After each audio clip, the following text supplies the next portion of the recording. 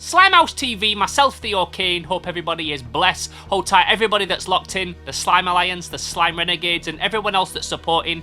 Studio update vibes in today's episode. We've done a lot since I last gave you a little update and I'm really looking forward to showing you how we've been getting on. So as always, kick back, make sure you're comfy and get strapped in for another episode of Slime.House TV. Let's do this!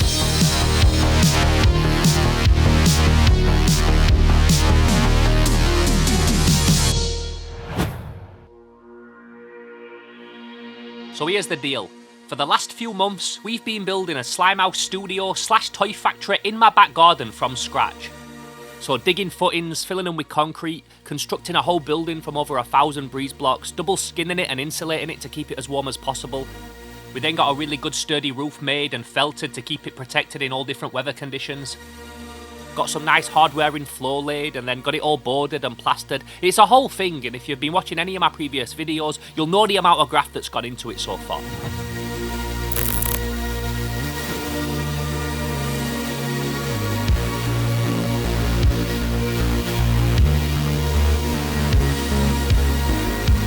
So at this point in the build, there was going to be something going down in the next few days that meant that we had to get the rest of the paint on the walls ASAP. So this meant another trip to Wix and also B&M Bargains, which is a British store that not only sells tons of different DIY supplies, but also lots of discount toys. It's kind of ill, the White Ranger. Yeah, sewer surfing. Ray Fillet and Chrome Dome. Yeah, there's some pretty fire ones, you know. You've got these, look, Warhammers. I bought one of them to do a custom job on and I've still not got round to it. What's this? What's that like? Goliath. What is it? Look at that. The dope Goliath. Oh, that's cool. Here's a little crush room. You'll be hearing from my lawyers. Oh, yeah. Rumble Ball. Hey. Jeez Louise. This looks like an everlasting gobstopper. Little diorama or with your other toys. They're like mini brands and they do Ninja Turtles ones. Contains one Sonic collectible in slime.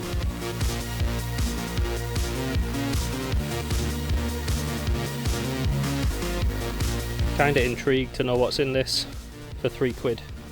Slime and the Sonic. Overwatch! They do a little Ash. Oh, B&M's killing it today. They don't do Ash, they never do Ash. Ever.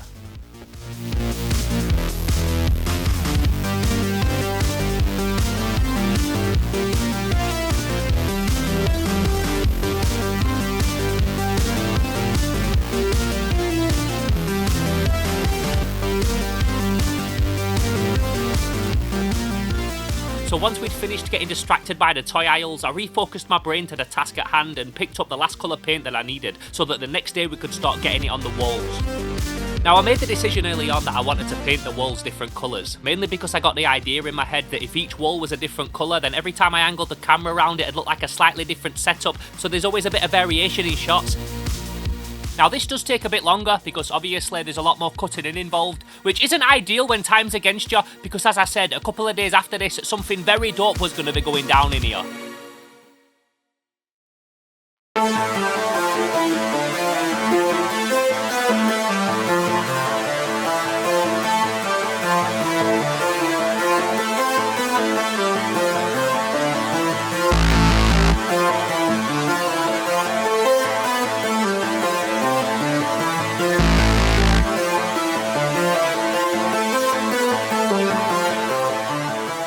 Why I had to get all the painting finished so quick, because my boy Booms had agreed to call round on his day off and bless the main back wall for me.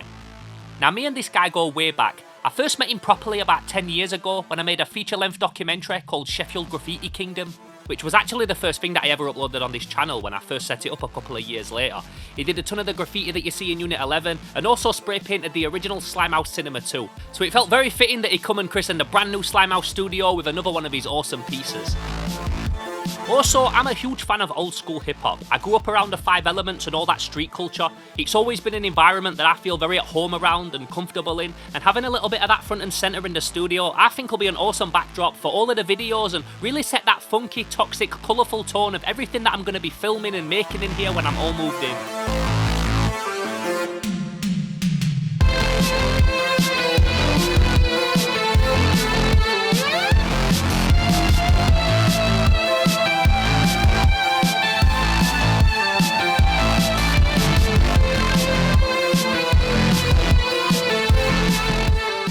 experimental.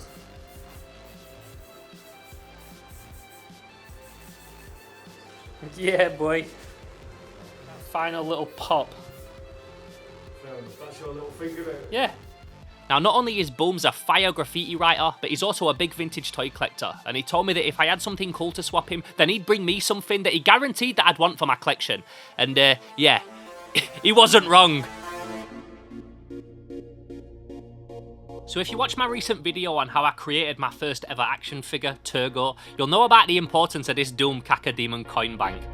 How me not being able to get older one led to me creating my own toy inspired by it. So with the possibility of being able to now finally own one looming in front of me, it was obviously not an opportunity that I wanted to miss out on.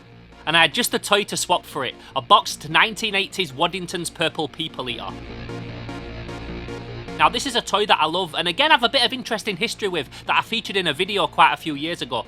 Luckily for me though, I do have a spare one boxed, which was the perfect thing to trade with Booms, leaving us both with old/new toys that we were both very happy with. That's nice. It's nice to come away with a little something. Yeah, do you know of course what I mean? it is. Like a little something new. Yeah. Perfect trade that. That's what I thought. Full circle. Yeah. Look at that, look at this shot. I hope it looks at graffiti background. So there he is, finally in my toy collection where he belongs. And if you watch the episode, you'll know how important this thing is and how it led to me creating my own first ever action figure. So yeah, really happy to now own him in the collection. So what I want to do now is show you something that turned up a few days ago that's not going to be put in the studio yet, but it needs to be put in soon because it's taking up so much room on my stairs. I'm going to go outside in a minute, so I'll show you. It'll make more sense when I just show you what it is. So this here is a 3 meter length tube that Kev from the Signage & Co factory sent me. It's a giant tube full of the tracking that will be attached to the edging of the ceiling so that we can put those cool neon lights in. So this is a giant pole that I could barely fit in my house. But because he's done it this way, it means that we only have to have one seam apparently, which is really cool because then it's less cutting for me, less cutting for whoever helps me. So that's going to be going up as well at some point. Not yet, obviously, got to get the flooring finished, got to get that upstand done. So looking forward to that because once the lighting's in around the top, then that's when it's going to make everything look that bit more finished and professional and perfect. Now real soon, Dave Blade's going to be coming back up north to do some more work on the flooring. But before he's able to, he said that there was something that he spotted in the last episode that would definitely need sorting before he could do his work. Let me just turn off the painting phase. I like watching these boys, the painting phase boys. Peachy and Jeff and them man. Anyway, so what we've got to do in this room now is, this is what scared Dave Blade. You see here, the plaster doesn't go all the way to the bottom of the board. And he says if he has that rubber upstand on here, it's going to go up like that. And because it's thin, you're going to see this texture through it. So our guy Scott, the plasterer, has got to come back and just finish these off right to the bottom. On a normal job, you wouldn't have to worry about that because you'd have like thick wooden skirting. But because we're having upstand, it means that it's a little bit of a setback, but it's nothing that we can't handle. What is annoying about it is that Dave Blade was going to come up next week, the first week of January, which is my birthday. He was going to come up that first week of January and do that upstand, but because of that little setback, it means now that it's probably going to be like mid to the end of January before he gets up and he's able to do it. As you can see, some of these are like really high off the floor, so that needs finishing all the way to the bottom, all the way around, because there's not going to be skirting board, there's going to be upstand. Now at this point I was just in the studio tinkering away when I got a call from my friend Luke. Now he's the guy that brings me up the old school VHS from Cornwall, and he's also an amazing miniature and Warhammer painter, and he'd recently asked if he could paint one of the blank Turgore prints, which is obviously something I was down for and very much looking forward to seeing it when it's all finished. I want to do it like proper human flesh, Yeah, do whatever you think. like Nurgle sort of, do you know what I mean? Whatever you rate. And if you want to like glue it, I mean that's glued. Everything's glued except the arm, to be fair, so if you wanted to like glue that in place, it makes it easier, whatever. Hey man, I'll get to it. So Luke just came and picked up the Turgore, says he can probably have it done in like a month or so. We will see, there's no rush. I'm just happy to see it finished whenever it's finished. And he brought me some really cool stuff, which I'm not going to look at properly yet, but as you can see, old school VHS galore, some classics, man. The Hanging Woman, Monster Dog. So we'll get to all these properly in a video. I don't like to look through them because it ruins it when it gets to video time. What's this here? Some kind of poster. I might know what this one is because there's a few. Yeah, I know what this one is. Check how dope this is. Cut and Run with Michael Berryman. Fire, fire, fire. There's a load of like books in here as well. How to paint Space Marines. Look at this, this looks old school.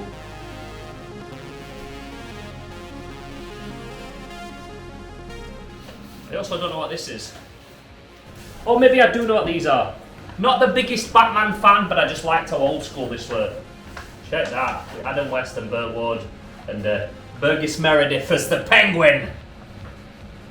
So my next mission for the day is I'm going to finish doing a bit of tinkering in here, do a bit more tidying up, get this area ready so that when Scott can take a day off work to come and finish the bottoms of these boards, he can just get it done. I'm also going to seal the door frame because there's a bit on the door on the outside that's still not been sealed. That's why I picked up grey silicone in the last video that I filmed. So I'm going to get that done now so that that's all done. Quite a busy day today, but yeah man, we're on it, we're always on it. Let's do this.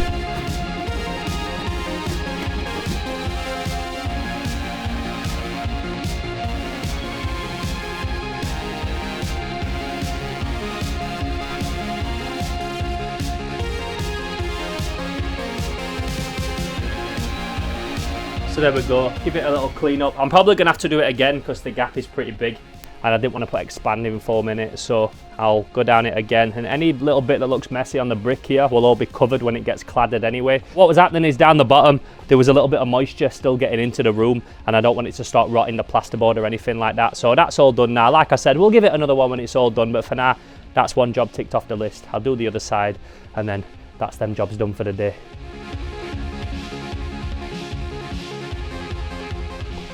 Look at all these tissues, man. Looks like Bent Legs' bedroom.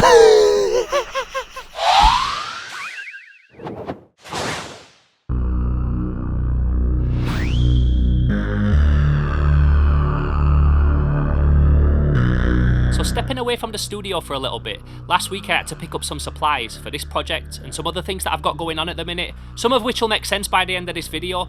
But while I was out, I also wanted to take the opportunity to go to Meadowall, aka Meadow Hell, because it's always so busy and crowded.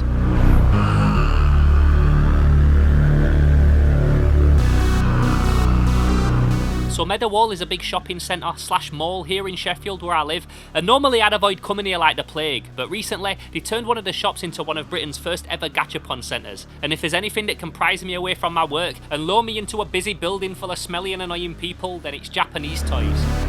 Yeah.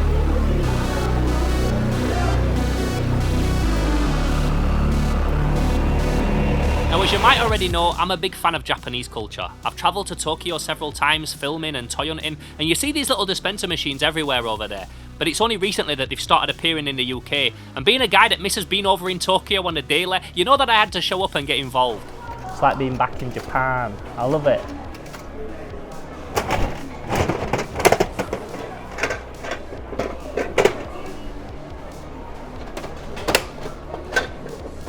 And I can't work out if this is a little... Oh no, it's a little keyring, that's dope. Look, like a little diorama sized Tamiya. Ah, look, out of order. Oh my God. Now Bandai that make Gashapon have a ton of toy licenses that I love. Godzilla, Kamen Rider, Ultraman, and although they didn't have any of them, they did have some Gundam stuff. So obviously they're the ones that I went in on. I want one of these machines.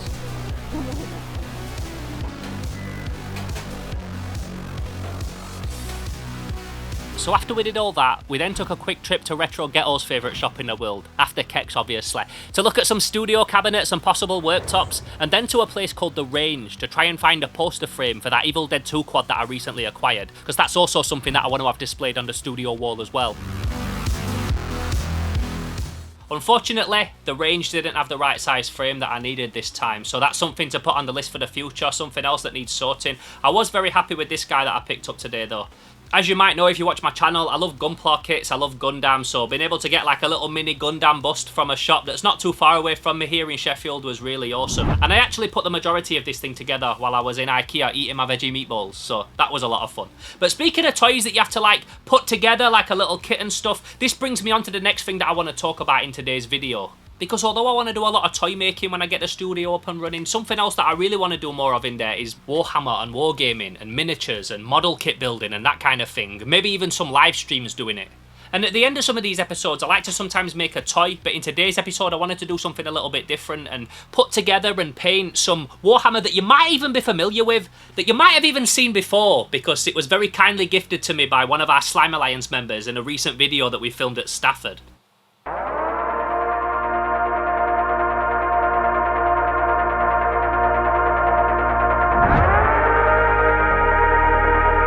So I've been wanting to put together an old Warhammer Skeleton Horde miniatures set for a while now. They were the first Games Workshop figures that I ever got when I was a little kid, so I was buzzing when Alex gave me these, because not only were they something that's been on my radar for so long to reacquire, but if you watch the episode you'll also know that they came to me at the perfect time.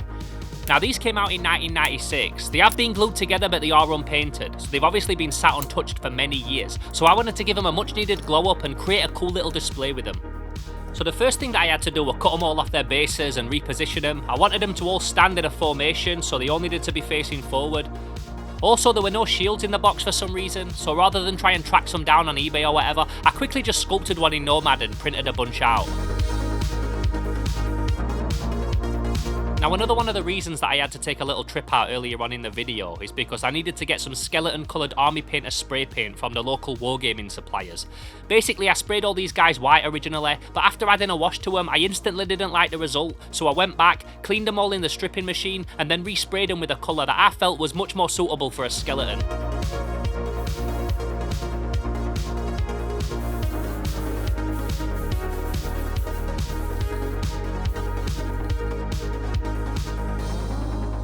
Now one thing that I want to make very clear is this is in no way a tutorial video. I'm by far from any kind of professional mini painter. I'm not even that good at painting miniatures. I'm pretty decent when it comes to bigger model kits and action figures and that kind of thing, but when it comes to minis I'm far from very good at it. I just do what I do and try my best.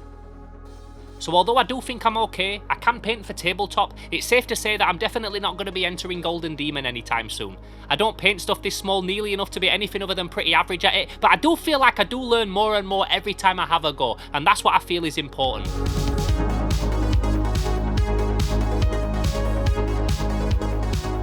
Something I always enjoy doing as well when I'm painting Warhammer is the bases, and thanks to Slime Alliance member Chaz, who grabbed these off my Amazon wishlist, I had the perfect kit to play with to create some really cool ones for this skeleton horde. So this is the Battlefield basing set by the Army Painter, one of my favourite hobby material suppliers, and this had lots of stuff in it that was going to be just what I needed to get these dudes' bases made up. Now for myself, and probably most people, when you think of skeleton warriors, Jason and the Argonauts instantly comes to mind. So I wanted the terrain that these guys were stood on to feel like the same terrain that the skeletons were walking on in that movie, like a dusty kind of desert but with bits of grass and tufts growing through it. So all this stuff was going to be perfect for that. Also at that last Doncaster toy fair that we filmed, I spoke about how I picked up some bits for future dioramas, so I also wanted to implement some of them as well, because they also look like they fit in perfect with this style that I was going for. On top of all that, I'd also got these wooden laser cut movement trays, and I wanted to base them as well, so that I could have all the skeletons stood inside them, and have them like their own little diorama, but then also have the option to individually take them out if I ever wanted to play a game with them.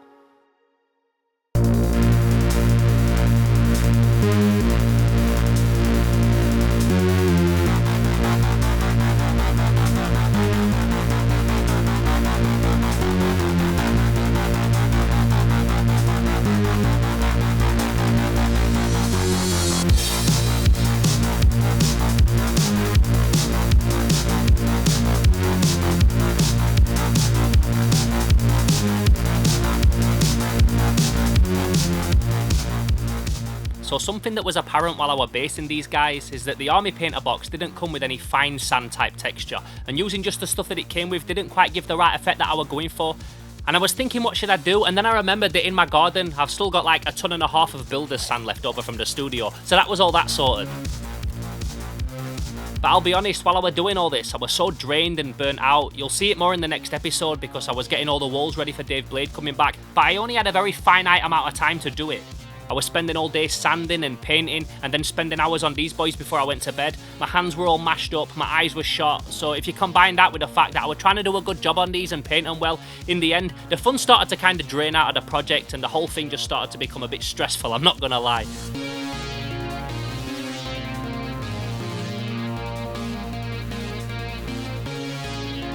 Also, I thought that painting these would be pretty easy and a quick thing, but I couldn't be more wrong. As I said, these came out back in 1996, before digital sculpting was ever even a thing, and also injection moulding's probably come on leaps and bounds since then.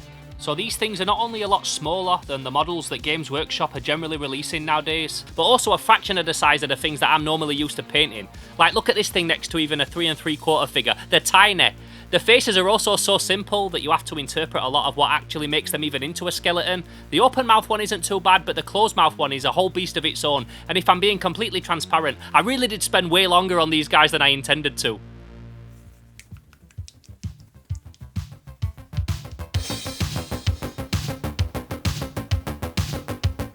So at this point I was at the final hurdle. I'd painted all of their faces and rib cages to what I felt was the best of my ability, and it was onto the final stages of basing so that I could have them all finished in time for releasing this video. All that was left to do at this point was add a little bit of texture paint to fill in any gaps, get everything dry brushed and add all the little shrubs and flock and plants.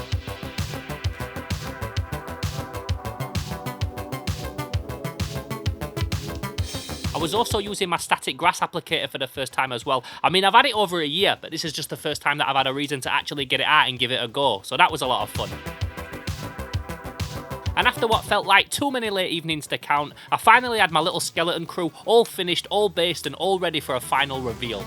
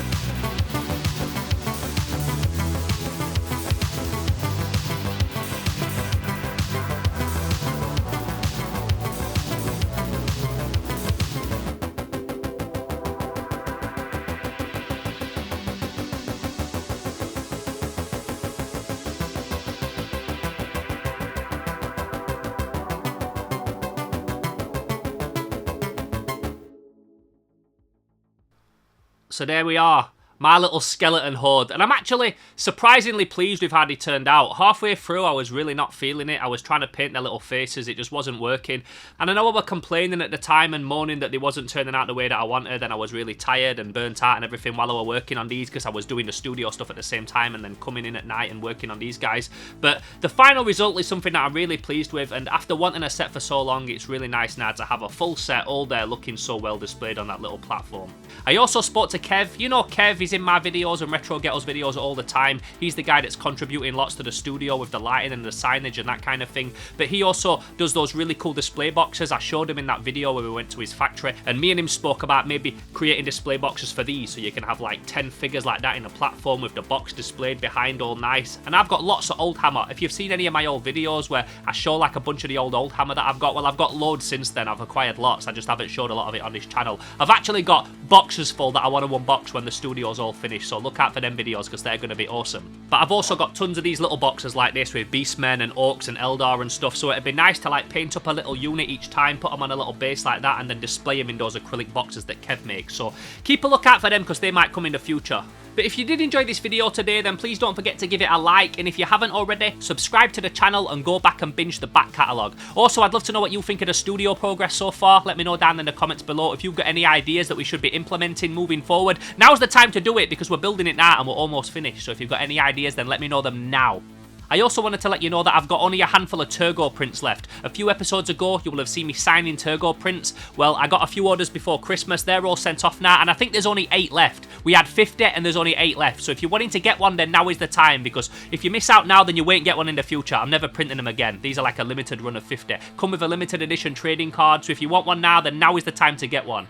Also, if you want to help support future projects like this, the best place to do that is over on Patreon at patreon.com/Slime.House TV. All that money goes directly back into Slime.House and helps me make this channel and this brand bigger and better than ever. If you want to keep up to date with anything else that I've got going on that's not over on YouTube, then the best place to do that is over on Instagram. That's the only social media that I use. That's at Theo_Kane_Slime.House. I post on there regular. Lots of the stuff that I don't post on YouTube goes onto my Instagram. And also, if you want to chop it up a little bit more than you do down in the comments below, the best place to do that is over on our Discord. Slime.House now has a Discord that's full of like-minded people that all want to chop it up about toys and tokusatsu and Japanese culture and vintage figures and all that kind of stuff that we love, what we're watching, what we're playing at the minute. It's just a really cool community that we've been building, and you're more than welcome to join it if that sounds like a bit of you. So as always, I just want to say a massive thank you for you guys joining me today. I know with all of the stuff that you can be watching on YouTube, it really does mean a lot that you come back and watch my channel every single week. Listen to me talk about toys, watch me do a bit of studio tinkering and that kind of thing. I really, really do appreciate it.